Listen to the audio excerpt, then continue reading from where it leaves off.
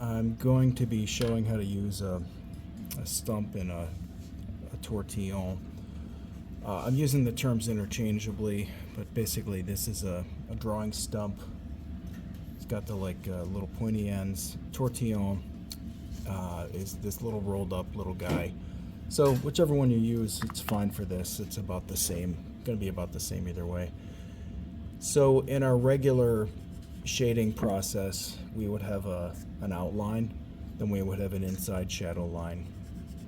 And in this case, I am doing a typical thing. I'm unifying my shadow shape. And what our stump or tortillon is going to do is it's going to help us even out this shadow area. Let's say I had a rough start. Or let's just, regardless of how this came out, even if this were a little rougher, I'm gonna work with this. If I use my stump in this stage now, it's gonna do a few things. It's going to disperse this material in the shadow across, and it's gonna darken this slightly.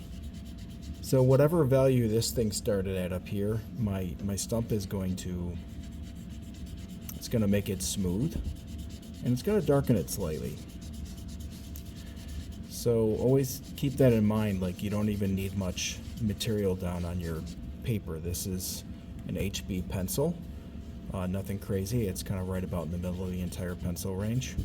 But as I'm using my tortillon, you can see I'm using it the same way that I drew. This kind of 45-degree angle stroke here. This just makes a nice even tonality here. So really simple. It's just really going down nice and simply. And as you can see, I'm changing my stroke here. I started with the 45-degree, and you could keep doing that. I could honestly just keep polishing this. The flatter and smoother you get this, if you're going for 100% modeling in the realistic setting, then by all means you're gonna have to spend a few minutes on this. Like, I haven't even added pencil or used an eraser, but some of my choppy marks here, I am smoothing out by digging in with the pencil a little bit. You can see my stroke changes. I might change angle of the instrument. Or I can go a little bit broad and I can keep just kind of polishing here. I could use this entire thing on the side of the stump and I could just move right along there. This is actually a paper error, which we can recover. Wow, that happened. That's good. All right, but you can see this is what my stump looks like after I work on it a little bit.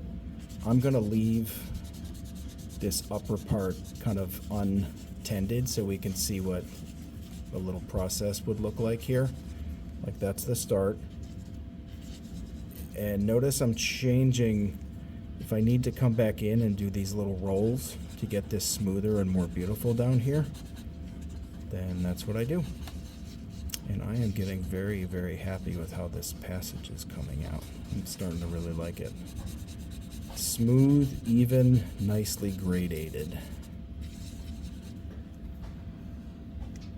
And that is basically how you'd use a stump. This is why we stump. We use this to make a more perfect value patch.